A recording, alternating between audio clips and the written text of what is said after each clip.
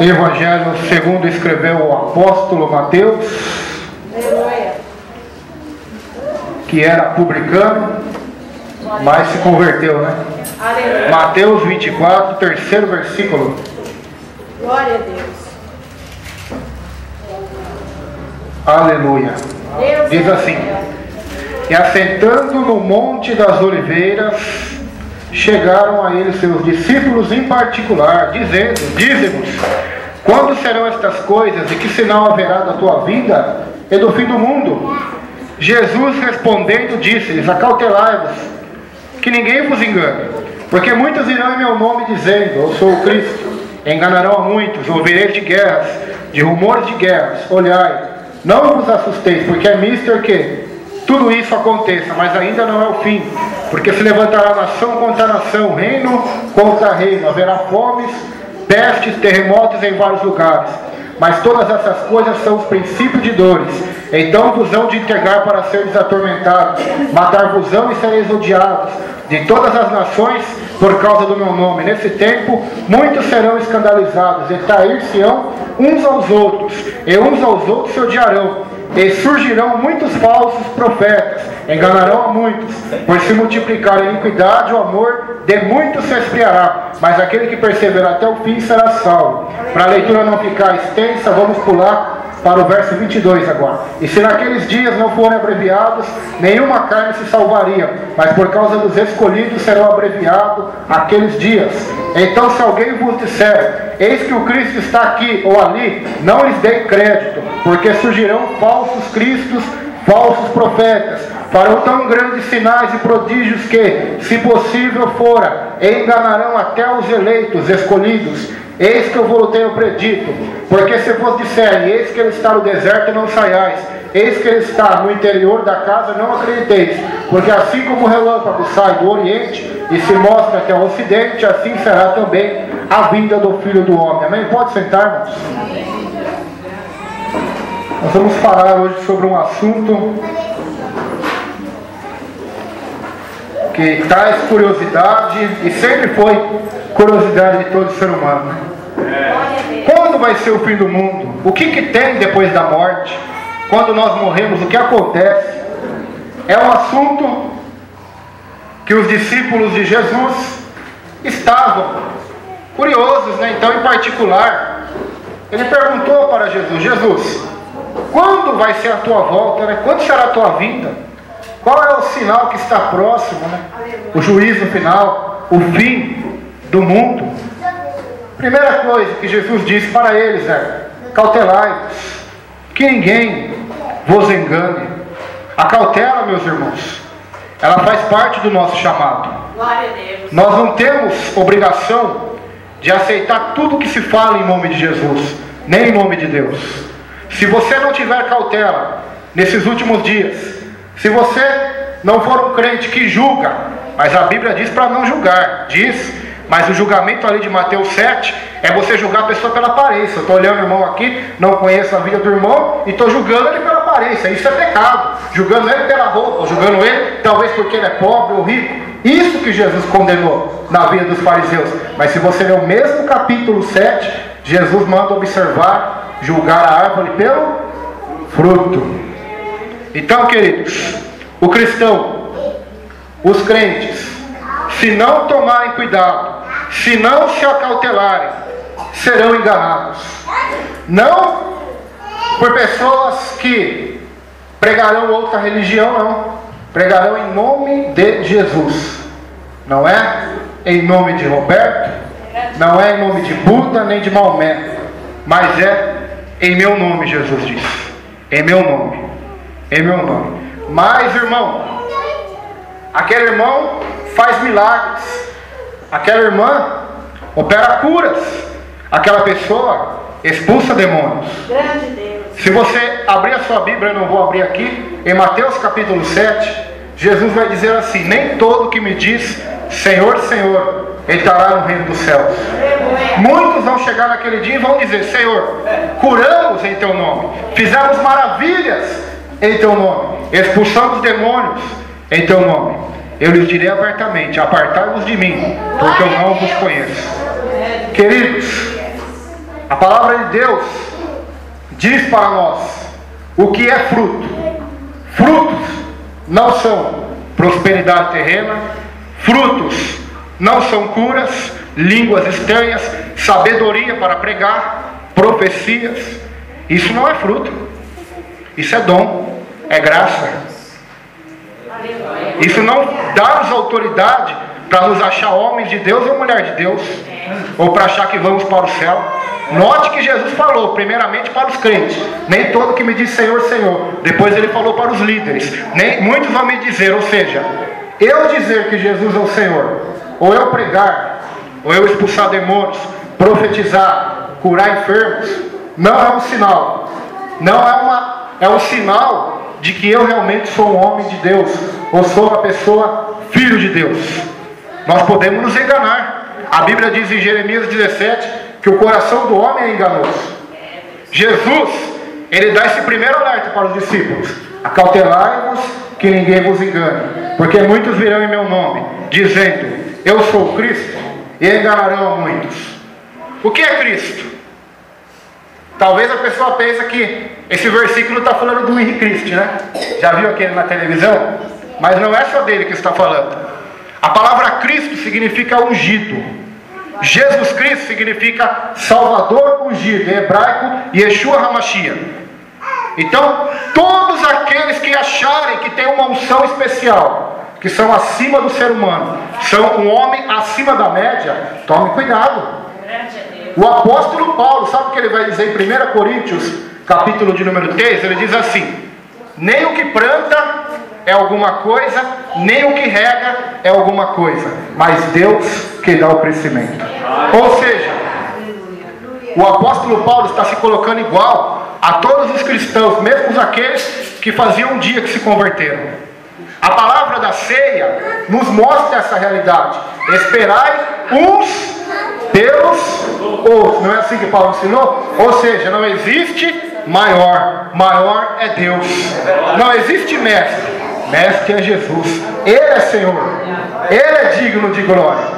O apóstolo Paulo vai dizer em 2 Timóteo: esta palavra é digna de toda aceitação, que Cristo Jesus veio ao mundo para morrer pelos pecadores, do qual eu sou o principal. Então Paulo, o apóstolo, não estou falando de mim nem de meu irmão, eu estou falando do apóstolo Paulo. Ele se colocava em pé de igualdade com todos os irmãos, com toda a igreja. Então, se alguém se auto-intitular um sacerdote, um sumo sacerdote, um ungido de Deus acima de outros, já começa a tomar cuidado. Já começa a tomar cuidado. Porque a Bíblia diz em 1 João que todos aqueles que creem em Cristo têm a unção de Deus. Recebem a unção, recebem o Espírito Santo. Ou seja, todos são ungidos de Deus, do maior até o menor. Todos têm o Espírito Santo, todos têm a palavra de Deus. Não existe então hierarquia maior, até porque no reino de Deus aquele que é o menor será o maior. É o contrário. Aquele que se converte como uma criança, esse entrará no reino dos céus. É o contrário. O que Jesus pregou e ensinou é o contrário do que muitos hoje têm ensinado e pregado sobre a superioridade, sobre ser super apóstolos ou ungidos acima da média. Porque quando você ouve isso de muitos líderes: eu sou ungido de Deus, você não pode tocar em mim, saiba que ele não é não. Você também é ungido de Deus.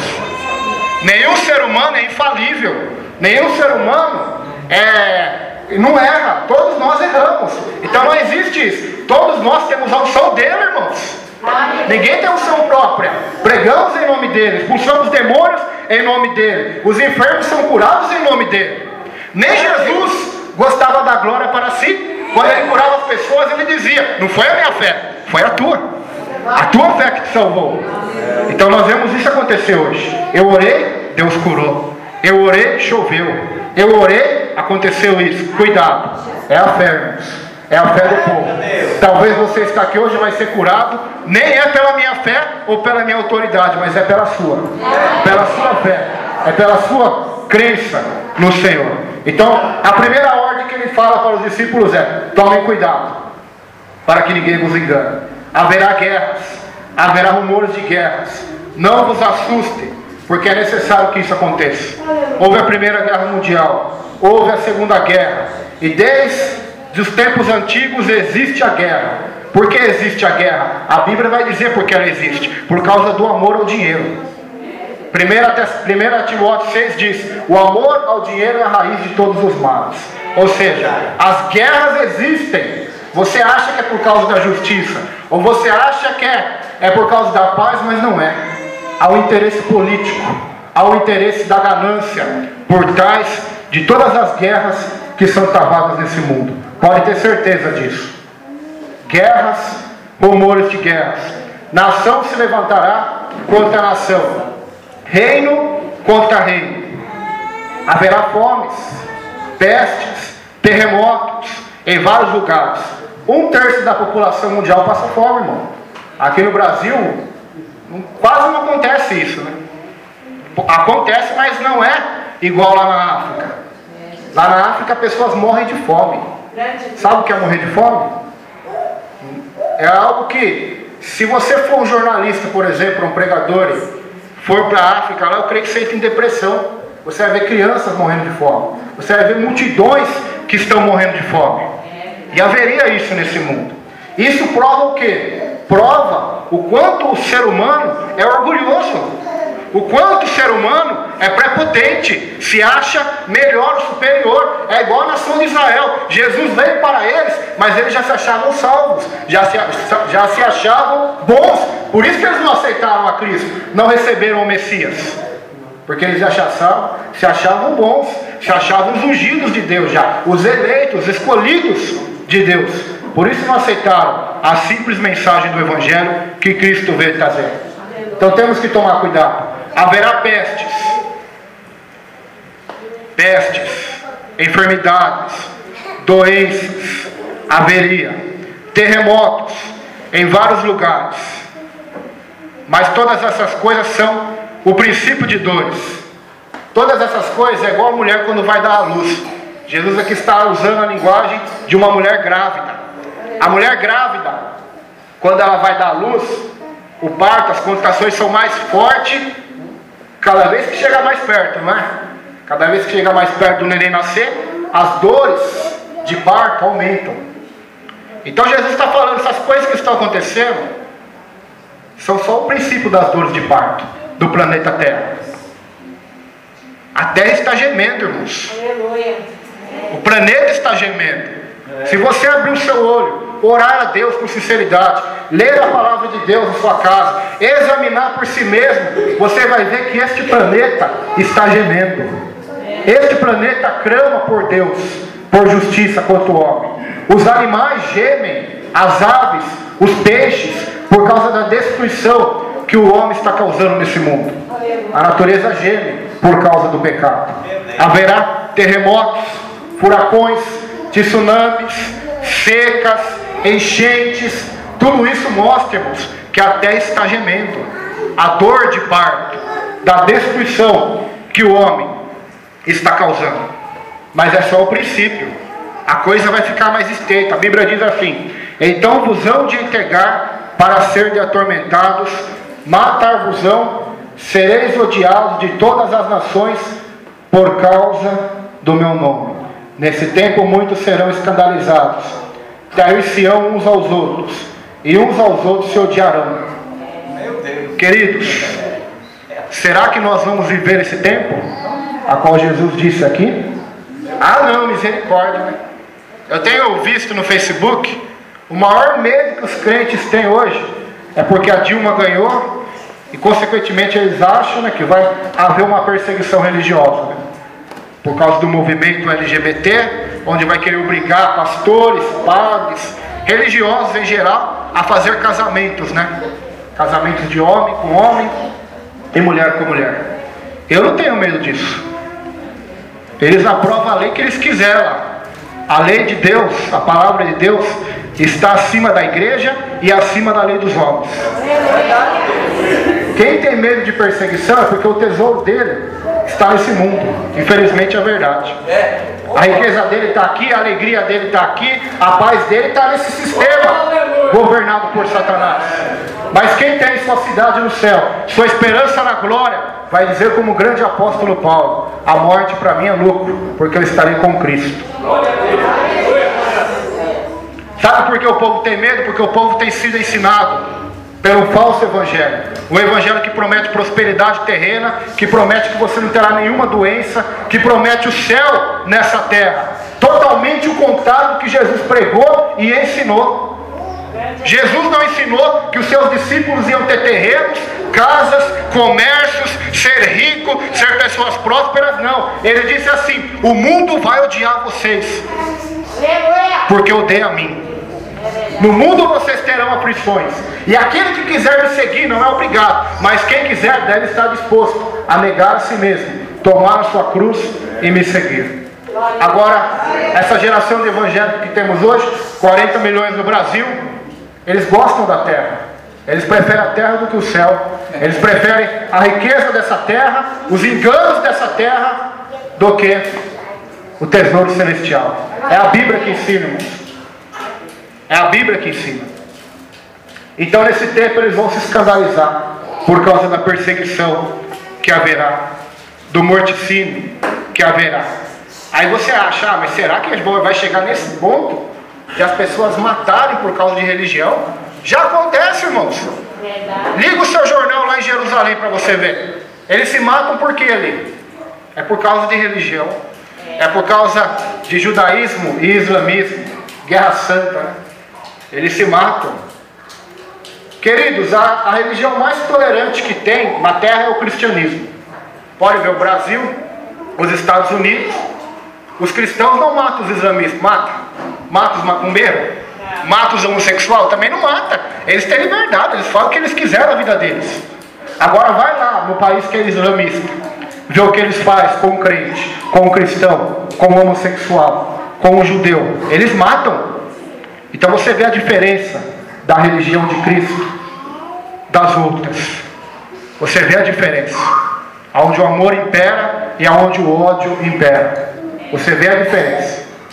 Então temos que tomar cuidado, irmãos. A perseguição, segundo a Escritura, ela chegará a esse planeta.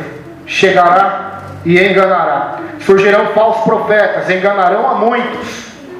A muitos. Não é a poucos que eles vão enganar, é muitos. Muitos serão enganados.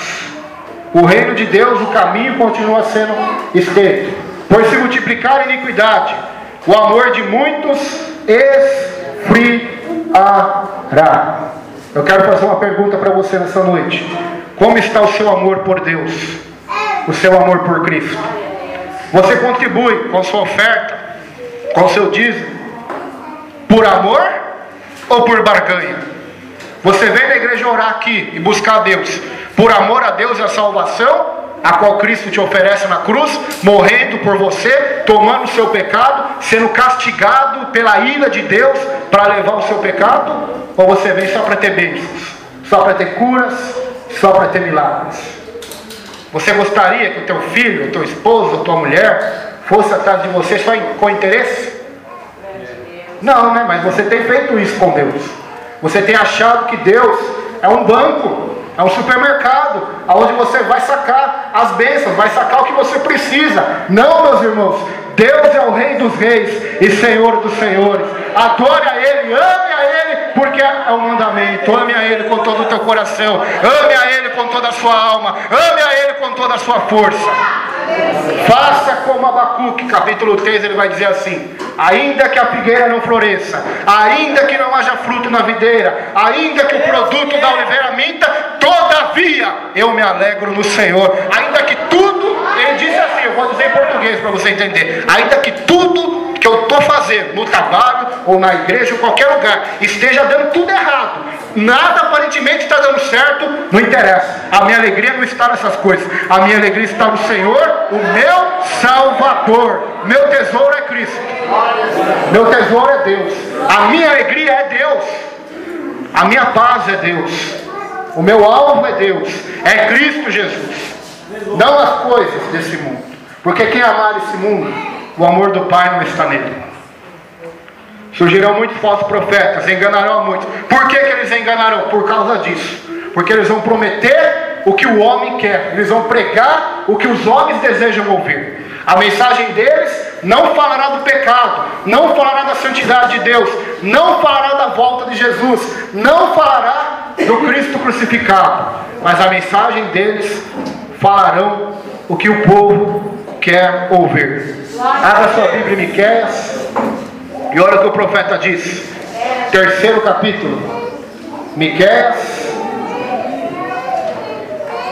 Fala, Senhor Jesus.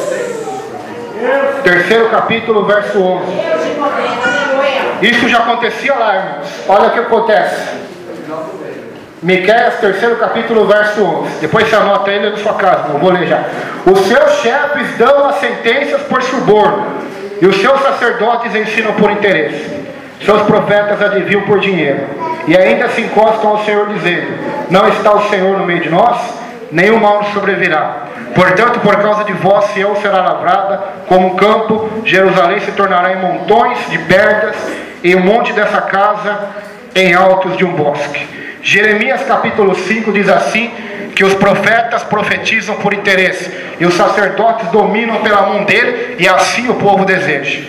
Queridos, falsos profetas enganarão a muitos. Por que eles vão enganar muitos? Essa é a pergunta. Porque eles vão falar o que você quer ouvir. Eles vão pregar o que você quer ouvir. Por isso que eles vão enganar muitos. Por isso que nós temos vivido nesse tempo. O apóstolo Paulo em 2 Timóteo ele vai dizer que nos últimos dias os homens não vão suportar mais a pregação da sã doutrina. Não vão suportar mais a pregação pura do Evangelho, genuína do Evangelho. Quando eu falo doutrina aqui, que fique bem claro, eu não estou falando de uso e costume. Uso e costume varia de igreja a igreja e varia de país para país. Amém? Fique bem claro isso, porque tem igrejas tradicionais que interpretam, que acham que o uso e costume deles é doutrina. Não é. É uso e costume. Doutrina são ensinamentos da Bíblia, ensinamentos do Evangelho. Então eles não suportarão mais a sã doutrina, tendo comichão nos ouvidos. Eles vão amontoar para si doutores, que vão falar o que eles querem ouvir. Está lá em 2 Timóteo, capítulo 4, depois você leia. Então isso está acontecendo, irmãos. Isso está acontecendo na nossa geração. O povo está rejeitando a Cristo, rejeitando o Evangelho. O povo quer prosperidade, o povo quer bezerros de ouro. Então Deus está mandando arãos, que constrói o bezerro de ouro que o povo quer. Deus está mandando o que o povo quer. Por quê? Porque o povo não quer Deus, não quer o Evangelho, não quer Cristo. Consequentemente eles vão ser julgados, vão estar debaixo do julgamento. Eu não estou falando isso que é coisa da minha cabeça, não. Vou mostrar para você na Bíblia. 2 Tessalonicenses capítulo 2. Aleluia. Glória a Deus. Versículo 9. O diabo não vai enviar o anticristo na terra, você sabia disso? Quem vai enviar vai ser Deus. Eu vou provar para você dentro da Bíblia agora. E eu vou provar o porquê e o motivo porque Deus vai enviar. Deus tremendo. 2 Tessalonicenses capítulo 2, versículo 9. Diz assim: a esse cuja vinda é segundo a eficácia de Satanás, com todo poder, sinais e prodígios de mentira, com todo engano de injustiça, para os que perecem, porque não receberam o amor da verdade para se salvarem. É por isso que Deus lhes enviará a operação do erro, para que creiam na mentira, para que sejam julgados todos os que não creram a verdade, antes tiveram prazer na iniquidade. Aqui está bem claro, né? Se você entrou a primeira vez na igreja aqui, você entendeu isso, né? Porque não amaram a verdade, não amaram o Evangelho da cruz, da renúncia, do Cristo crucificado, do Cristo sofredor. Não amaram a verdade para se salvar. Não quiseram abandonar o pecado, abandonar o adultério, abandonar a mentira, abandonar o ódio, abandonar as coisas que desagradam a Deus. Ouviram a verdade, mas não amaram. E é por esse motivo que Deus enviará a operação do erro nesse planeta. Aqui o texto diz sobre o grande engano do anticristo. Mas saiba que isso já está começando a acontecer em nossa geração. O engano tem sido enviado por Deus como juízo. Se você abrir a sua Bíblia em Romanos, capítulo de número 1, Paulo vai dizer a mesma coisa. Porque os homens não adoraram a Deus, mas antes adoram a criatura, as imagens de homens, de quadrúpedes. É por isso que Deus os entregou aos seus belos prazeres. Está lá, Romanos 1. Por isso que eles cometem torpeza, homem com homem, mulher com mulher, recebendo sobre si mesmos o castigo que lhes convém. Então é Deus que está entregando o aumento do pecado, a multiplicação da iniquidade, é o cumprimento da palavra, é o cumprimento que Deus está entregando o ser humano ao seu bel prazer. A pior coisa, uma vez um irmão veio falar assim para mim: mas por que aquela pessoa faz tanta coisa errada e prospera?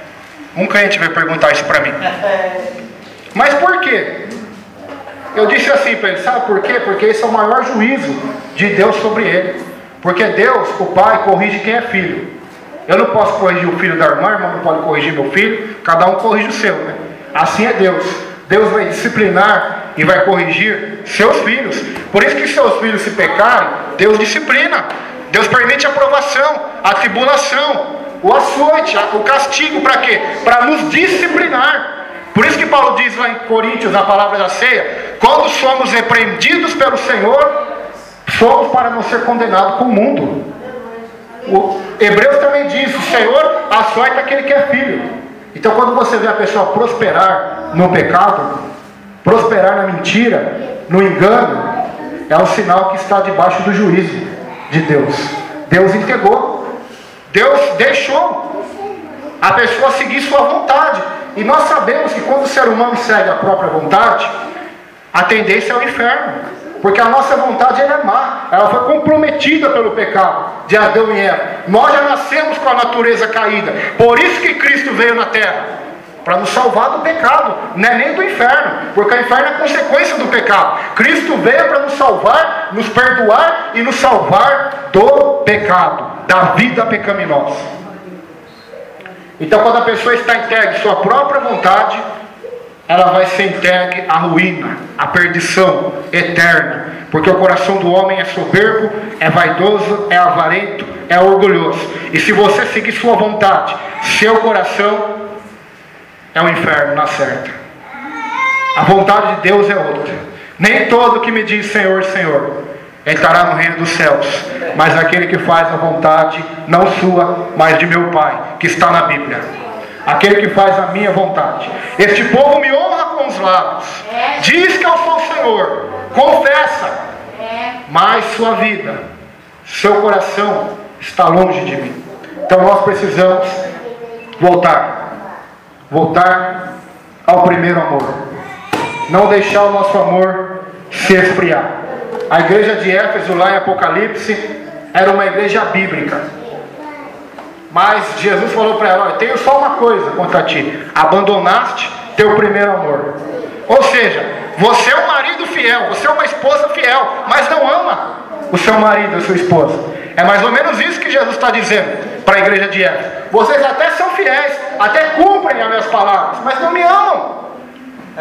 É igual uma mulher que ama, que é fiel ao seu marido, mas não ama. Ou um marido que é fiel à sua mulher, mas não ama. O amor está acima da fidelidade. O amor está acima da fidelidade. Talvez eu sou fiel, mas não é porque eu amo, é porque eu tenho medo das consequências.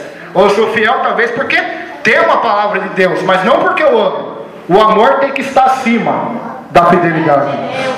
Ah, mas eu não tenho amor. Peça a Deus.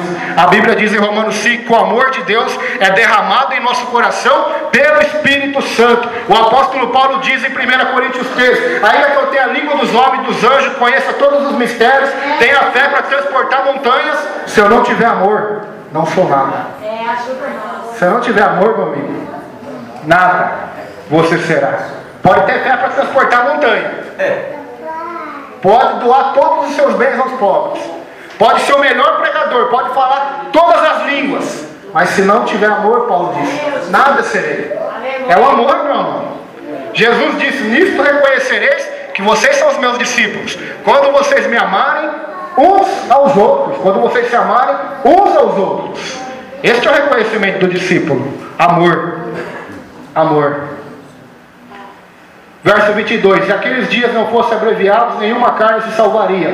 Mas por causa dos escolhidos serão abreviados aqueles dias. Verso 23. E se alguém disser, eis que o Cristo está aqui ou ali, não lhes dê crédito. Queridos, o que eu vou falar agora para você pode até achar que eu sou louco. Mas segundo a pesquisa que eu tenho feito, através da Bíblia, da internet, dos vídeos, eu gosto muito da internet, porque a diferença da internet para a televisão é que a televisão fala aquilo que eles querem, aquilo que está na cartilha, né? Agora na internet não, nós temos liberdade, né? Você tem liberdade para falar aquilo que você acha, que você quer no Facebook, ou fazer um vídeo e colocar no YouTube. E através dessas pesquisas, destes jornalistas que não trabalham para a televisão, desses pastores, pregadores, que não estão vendidos à mídia, né, da televisão, mas que têm liberdade para se expressar na internet, por enquanto, né? Não sabemos até quando essa liberdade continuará. E eu estava fazendo um estudo sobre isso. Há 100 anos atrás, eu vou te dar um exemplo que está nesse assunto. Se eu catar uma irmã aqui, uma jovem, irmão, você vai voltar no tempo, há 100 anos atrás, ó, 200. Aí você vai chegar lá 200 anos atrás, vai fazer uma viagem no tempo e vai dizer assim para a pessoa, olha, do futuro que eu venho, tem celular, eles não vão nem saber o que é isso, né? Tem computador, tem televisão, não vão nem saber, nem imaginar. Tem carro, tem avião, vão falar que você é louco, não vão? Por causa da tecnologia. Mas a irmã estava falando de Daniel aqui, né? Daniel capítulo 12 diz que a ciência se multiplicará. A NASA, que controla os Estados Unidos, ela tem satélites que podem fotografar baratas andando no chão. Agora a pergunta é, por que eles não fotografam os aviões que vêm com droga? Os criminosos, por que será? Porque é interesse deles, é manter a sociedade no caos, é manter o mundo no caos. Para quê? Para o governo se manter no poder, para o povo temer o governo. Então isso é interesse deles, mas não é esse o assunto. Através dos seus satélites, eles têm tecnologia. Isso a televisão não vai falar para você, porque não lhes convém. Mas eles têm tecnologia, e essa tecnologia o anticristo vai usar para enganar a multidão, porque para que ele se manifeste na terra é necessário que haja uma só moeda, uma só religião e um só governo. E a NASA tem trabalhado para fazer este engano. Qual é este engano? Você já viu aqueles projetor de cinema, o data show? No espaço eles têm colocado esses equipamentos de tecnologia avançadíssima, que você pode até achar que eu estou falando aqui não existe, mas existe. Aonde eles vão conseguir, não sei quando, porque a Bíblia diz que não sabemos nem o dia, nem a hora da volta de Cristo, né? Mas com essa tecnologia, em cada país, dependendo da sua religião, eles vão projetar uma imagem. Num país cristão, uma imagem de Cristo, né? Na cruz. Num país budista, uma imagem de Buda. Num país muçulmano, uma imagem de Maomé. E assim, variando de país, de nação para nação, segundo o seu credo religioso. E através disso, todas essas imagens vão se voltar e vão aparecer em uma só, onde vai ser o novo Messias, né, da humanidade, aquele que vai trazer paz ao mundo. Diz a Bíblia que ele vai trazer paz, mas quando disserem paz, segurança, haverá repentina destruição. Por isso que o caos está sendo criado nesse mundo, a violência, os vírus, os terremotos, para que ele se manifeste como aquele que vai solucionar os problemas da humanidade, vai trazer solução. Então, através deste engano, as pessoas vão acreditar nesse falso Messias, através desse sinal que será mostrado no céu. Sabe por quê? Porque o ser humano, infelizmente, ele acredita no que ele vê e no que ele ouve, não no que está escrito. Meu Deus! Por isso que vão ser enganados, porque não amam a verdade que está escrita, mas eles amam as experiências, as visões, as emoções, os sentimentos. Facilmente serão enganados pelo diabo, porque o diabo facilmente enganou uma terça parte de anjos que estavam no céu, que viam a Deus, facilmente ele vai enganar esse mundo que está perdido no engano. Então ele já tem essa tecnologia, irmãos. Essa tecnologia vai enganar. Por isso que Jesus deixou escrito: se disserem para você que Cristo está ali no céu, ou está na casa da irmã, ou está lá naquela rua, não acredite.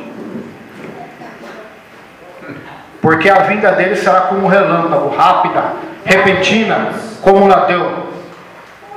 Não vai ser um show pirotécnico. Vai ser rápido. Vai ser rápido. Glória a Deus. Então, o ser humano, os líderes desse mundo, das nações, já tem preparado este plano. Eu vou provar para você na Bíblia agora, em Apocalipse 17. Glória a Deus.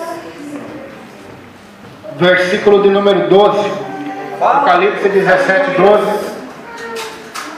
Diz assim: e os 10 chifres que viste são os 10 reis, que ainda não receberam o reino, mas receberão poder como reis por 1 hora, juntamente com a besta. Presta atenção neste versículo agora. Estes têm o mesmo intento, entregarão seu poder e autoridade à besta. Estes combaterão contra o cordeiro. Cordeiro os vencerá, porque é o Senhor dos senhores e o Rei dos reis. Vencerão os que estão com ele, chamados eleitos e fiéis. Agora o versículo 17: porque Deus tem posto em seus corações que cumpram o seu intento, e tenham uma mesma ideia, e deem à besta o seu reino, até que se cumpram as palavras de Deus. É claro que aqui está falando da grande tribulação, mas esse princípio já está acontecendo. Esse princípio de os presidentes das nações, das autoridades, estarem se preparando, se conspirando contra o Senhor, contra o seu ungido. Salmo de número 2 diz assim: os reis da terra e as nações conspiram contra o Senhor, conspiram contra o seu ungido. Então há essa conspiração. Não é teoria da conspiração que eu estou falando aqui, não é mito, mas é fato, irmãos. É fato, é real. Se você catar a nota de $1, está tão claro ali. Existe uma pirâmide. Quem já viu a nota de $1 aqui? Levanta a mão. A irmã já viu? Eu não tenho dólar não, mas já vi, tá, irmão? Quem já viu? Tem uma pirâmide com o olho de Lúcifer, que é o olho que tudo vê. Símbolo da maçonaria, dos Illuminatis, das sociedades secretas e do satanismo. E eles estão na nota de $1. Eles estão com seus símbolos em todos os lugares. Você vai se escandalizar com o que eu vou dizer agora. Você já viu os artistas fazendo este símbolo? Sabe o que ele significa ou não? Eu amo Satanás. Se você pesquisar na internet, pesquisa sobre um homem chamado Anthony LaVey. Ele foi o escritor da Bíblia de Satanás.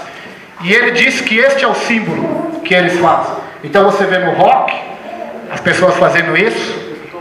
Não que eu seja contra rock, só vou dar um exemplo para vocês. Existem imagens na internet. Digite lá e veja. Cristiano Ronaldo, jogador de futebol. Messi, Neymar, que você acha que é crente. LeBron James, jogador da NBA. George W. Bush, ex-presidente dos Estados Unidos, seu pai. Barack Obama, Dilma. Quer que eu vou mais? Aécio. Cantores famosos como Jay-Z, Aline Barros. Agora pegou, hein? Ana Paula Valadão. Deus, vem cá. E muitos, irmãos. Digite na internet e você vai se escandalizar. Muitos têm feito esse símbolo.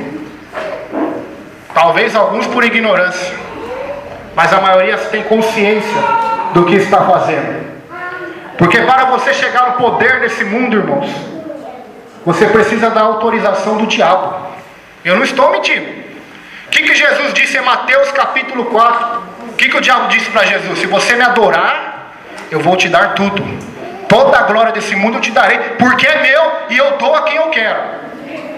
Então não é conto da carochinha. Então se você vê algum pastor, algum pregador te oferecendo o mundo, aí tome cuidado, hein? É o diabo que está te oferecendo. Então eles fazem pactos. Talvez na ânsia de ficar famoso, na ânsia de ficar rico, eles vendem sua alma. Que adianta ganhar o mundo inteiro e perder a sua alma. Então este símbolo está em todos os lugares. O Papa também, viu? Papa também. Tem o símbolo que ele faz assim, ó, que significa o olho que tudo vê. E vários outros símbolos. Mas isso é você que tem que olhar e estudar e se acautelar, né? Porque talvez você fique só dependendo do pregador, ou da pastora, ou do irmão, e não busca o conhecimento. O povo é destruído por falta de conhecimento. Talvez você conhece tudo que está acontecendo na novela, o time que está em primeiro lugar no Brasil, o time de futebol, conhece os filmes de Hollywood de sucesso, seriados, conhece tudo desse mundo, mas não conhece o principal, que é a Bíblia, é a palavra de Deus. Então você será enganado facilmente pelo nosso adversário. Acautelai-vos, porque surgirão falsos cristos, falsos profetas, farão tão grandes sinais e prodígios, que se possível fora, vão enganar até os escolhidos. Aleluia. Já está escrito, irmão, 2000 anos atrás. Jesus já deixou alertado para nós. Então se prepare, busque ao Senhor. Uma irmã aqui, não lembro quem foi, louvou o hino que conta a história de Mateus 25, das virgens prudentes, né? Aquelas virgens eram prudentes. Havia 5 que eram loucas, havia 5 que eram negligentes, eram preguiçosas, mas 5 eram prudentes. Então seja prudente como a serpente, simples como a pomba. Seja prudente, examine a Escritura, ore, busque a Deus, busque uma vida com Deus. Pare de buscar as bênçãos de Deus e comece a buscar o Deus das bênçãos.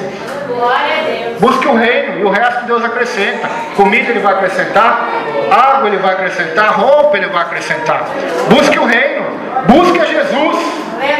Mostre para o mundo que o seu tesouro não está nessa terra. Mostre para o mundo e até para a igreja também que o seu tesouro é Jesus, que o seu tesouro é Cristo. Ele está voltando, irmãos. E essa mensagem é um alerta. O noivo está voltando. Estamos na última hora. Sabe por que é meia-noite que o noivo vem? Porque é a hora mais escura, é a hora mais tenebrosa, é a hora mais assombrosa. Então será nesse momento em que o Filho do Homem voltará. Não sabemos quando é. Tem uns doidos por aí na internet que fica dando data, né? Jesus vai voltar em 2015, 2012, 2000, né? Os evangélicos falavam que era 2000 iria, mas não passaria, e passamos já. Pode demorar mais 100, mais 200 anos, mas tem uma coisa, ele pode voltar para você hoje, individualmente. Hoje eu posso sair dessa porta, ou posso morrer aqui mesmo pregando em cima do altar para você. Então ele pode voltar para você individualmente. Por isso se prepare, lava suas vestes no sangue do Cordeiro de Deus. Arrependa-se dos seus pecados. Saiba que Cristo desceu até a terra para nos salvar.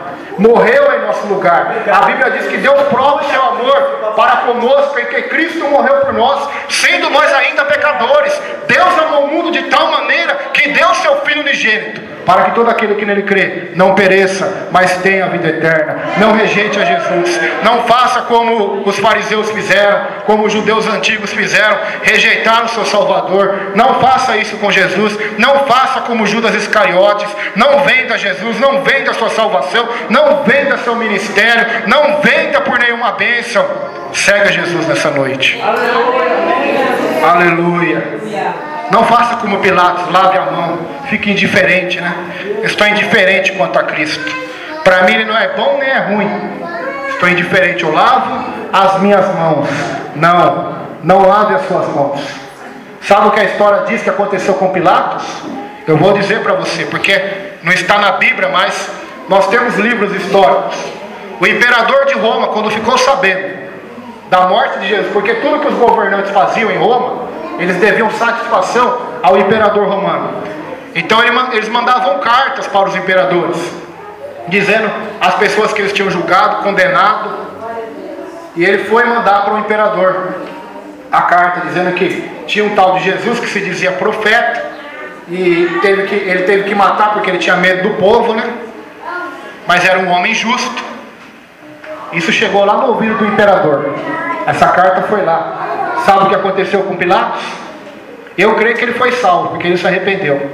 Ele foi até lá e morreu. O imperador mandou matá-lo, porque ele disse: esse homem era tão bom, como você mesmo me escreveu na carta, se ele era tão justo, por que você o condenou na cruz? Só que o imperador não sabia, né, que a cruz era o plano de Deus para salvar o homem, era o projeto de Deus já, desde antes da fundação do mundo. Mas ele morreu, mas eu creio que ele se arrependeu. Queridos, não tem como ficar indiferente quanto a Cristo. Ou ele é Deus, ou ele não é nada na nossa vida. Ou ele é tudo, ou ele não é nada. Jesus não é um relógio que é um acessório para trazer mais beleza à minha vida. Não, Jesus ele é tudo, amém? Vamos se colocar em pé nesta noite. Aleluia, Jesus é tudo. Talvez você está aqui buscando pela tua família, buscando pela tua casa, pela tua empresa, mas sabe que acima de tudo isso existe um Deus nos céus, existe o Salvador que morreu por nós na cruz. Ele não está cobrando R$1 de você para você ir para o céu. A única coisa que Ele quer de você é sua vida, é seu coração, sua alma, é o seu amor, é a sua devoção a Ele. Aleluia. Entregue sua vida ao Senhor nessa noite. Se você está com o seu amor frio, tem amor hoje. Busque o amor de Deus, o amor pelo próximo, o amor pelos inimigos. Aleluia. Vamos orar. Senhor, meu Deus e meu Pai, estamos aqui nessa noite, Senhor. A mensagem, meu Deus, foi uma mensagem que talvez a maioria não queria ouvir, meu Deus. Mas foi a mensagem que desde o começo desse culto, meu Deus, o Senhor quis que nós ouvíssemos, ó Deus, para o bem maior, para o bem da nossa alma, para o bem da nossa vida. Assim como o Senhor disse para Ló: fuja de Sodoma e Gomorra, por amor à tua vida. Meu Deus, que esta pessoa possa fugir do pecado, fugir do sistema mundano, babilônico, meu Deus, dos enganos e do falso evangelho, Pai, para o verdadeiro evangelho da cruz, para debaixo do amor e da graça de Jesus Cristo, Senhor. Deus, alcança essas vidas agora. E se houver demônios que estão enganando elas, a Bíblia diz em 2 Coríntios 4:4 que o príncipe deste mundo, Deus deste século, cega a mente das pessoas. Senhor, se houver cegueira aqui, meu Deus, que o Senhor possa abrir os olhos, possa abrir a visão, o entendimento, para que este irmão e esta irmã, a partir de hoje, sirva a Deus por amor, por gratidão, por generosidade, meu Deus, para a glória e honra do teu nome, Pai. E se essa pessoa não se entregou totalmente ao Senhor, meu Deus, que ela venha crer em Jesus, crer no Evangelho, crer na salvação, para a glória e honra do Senhor Jesus. Amém. Pode sentar, já estou terminando. Eu quero terminar com a última frase e que você guarde ela nessa noite. Por que que a morte de Cristo foi terrível na cruz? Se você já assistiu o filme Paixão de Cristo, aquilo conta mais ou menos, foi pior do que aquilo. E por que que ela foi terrível? Por amor a você, por amor à sua alma. A ira de Deus que era para ser derramada em nós, aquela morte era nós que merecíamos. Ele morreu em o nosso lugar. Isaías diz que o castigo que nos traz a paz estava sobre ele. Por isso que a Bíblia diz lá em Gálatas: Cristo nos resgatou da maldição da lei. Então em Cristo não há nenhuma condenação a você. Nada pode te separar do amor de Deus que está em Cristo Jesus. Amém? Que você ande com o Senhor, busque o Senhor enquanto se pode achá-lo. Amém? As palmas para Jesus.